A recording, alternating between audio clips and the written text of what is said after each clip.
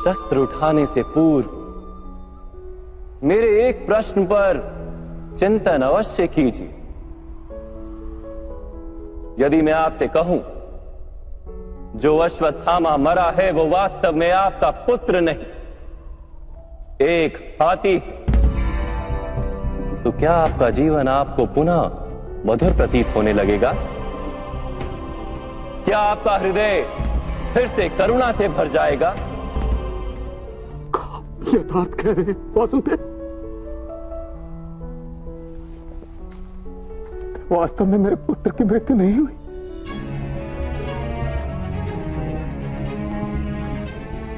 यदि आज आपके पुत्र की मृत्यु नहीं हुई तो कल होगी। विश्व में कौन अमर रहता है गुरुद्रोण? किंतु वास्तविक प्रश्न तो यह है कि आपके जीवन के सुख दुख, आशा निराशा, ज्ञान अज्ञान, क्या सब कुछ केवल आपके पुत्र से बंधे? क्या आपके जीवन का दूसरा कोई मूल्य नहीं? क्या आपकी सारी शक्ति, सारा ज्ञान केवल आपके पुत्र के लिए? खुश, मेरे कारण वो संसार में आया। उसने मुझे सुख, सम्मान और स्नेह दिया। मेरे लिए जीवन में उससे अधिक महत्व का कोई नहीं। क्या प्रत्येक पिता अपने पुत्र से अधिक प्रेम नहीं करता? तो विचार कीजिए गुरुद्रोण, जिस पुत्र के प्रति आपको इतना अधिक प्रेम है, उसे वास्तव में आपने क्या दिया? संपत्ति दी, सुख दिए, राज्य दिया,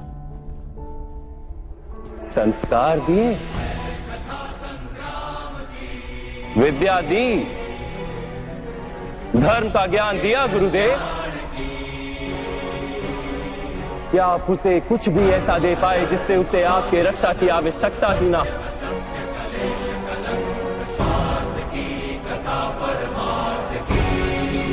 मैं मानता हूं सब अर्जुन तथा अंगराज कर्ण की भांति महान योद्धा नहीं बन पाते, किंतु आप अपने पुत्र को उचित निर्णय लेने का शिक्षण तो दे ही सकते थे।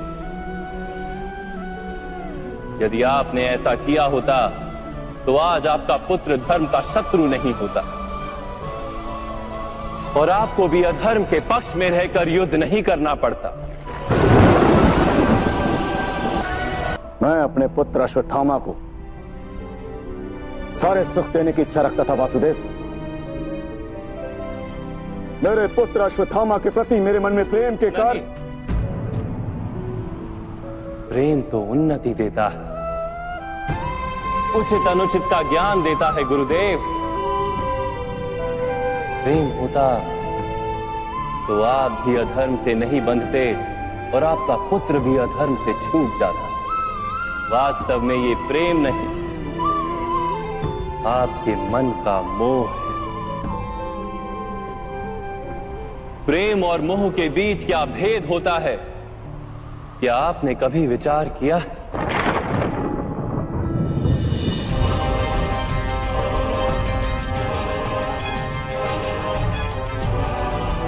प्रेम से ही तो मोह का जन्म होता है वासुदेव।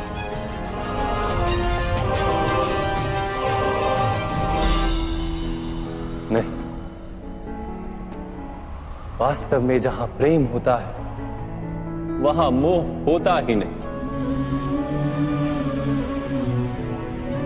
प्रेम का जन्म करुणा से होता है और मोह का जन्म अहंकार से। प्रेम कहता है कि मेरे पुत्र को ईश्वर संसार के सभी सुख देंगे और मोह कहता है कि मैं अपने पुत्र को संसार के सारे सुख दूंगा। प्रेम कहता है कि मुझे अपने पुत्र पर गर्व और मोह कहता है कि मेरे पुत्र को मुझ पर गर्व। प्रेम मुक्ति देता है गुरुदेव, मोह बांधता है। प्रेम धर्म है गुरुदेव और मोह अधर्म।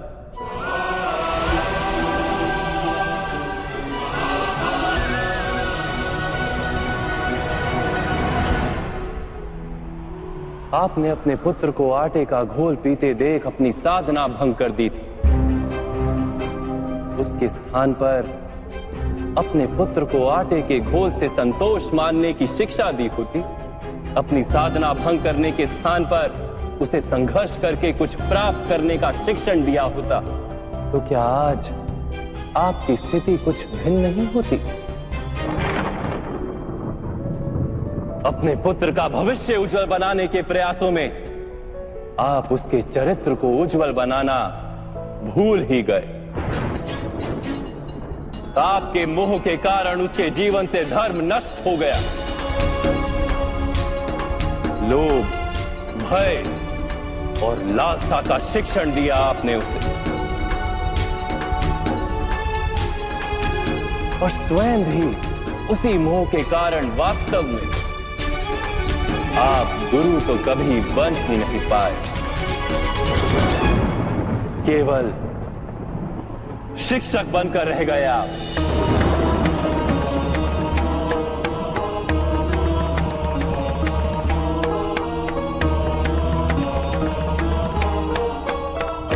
ऐसा क्यों कह रहे हैं वासुदेव? मैंने तो अपने संपूर्ण जीवन में अपने सारे शिष्यों को संपूर्ण निष्ठा से उत्तम बनाने का प्रयास किया है। गुरु वो होता है जो विद्या का दान देता है, विद्या का व्यापार नहीं करता। इसीलिए गुरु को अपने शिष्यों से दक्षिणा की आशा होती है, मूल्य की नहीं। किंतु आपने अपने अमूल्य ज्ञान का मूल्य निश्चित कर दिया। अपने ज्ञान के बदले में अपने शिष्यों से प्रतिशोध मांगकर आपने न केवल अपने जीवन में विष घोल दिया, अपितु अपने शिष्यों के जीवन में भी विष घोल दिया। और ये सब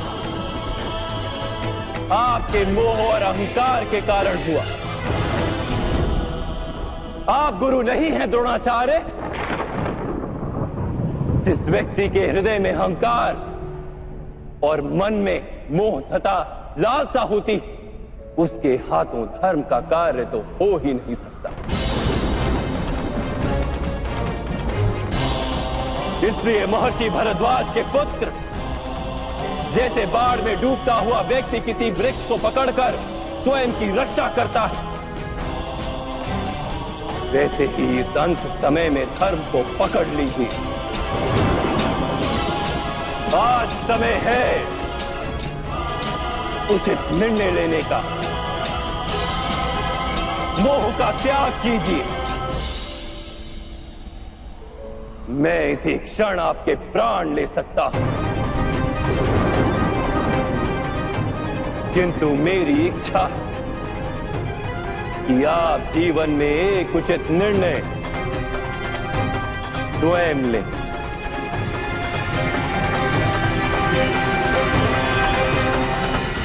यथार्थ कह रहे हैं आप। मेरा ही दोष था कि मेरे पुत्र अश्वत्थामा को दंड प्राप्त हुआ।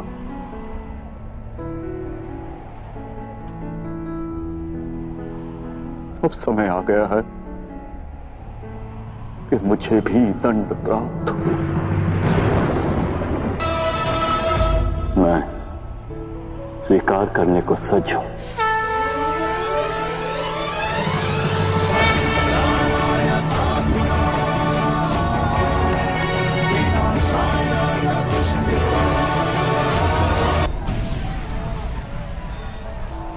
मेरा अंत समय आ गया है वासुदेव।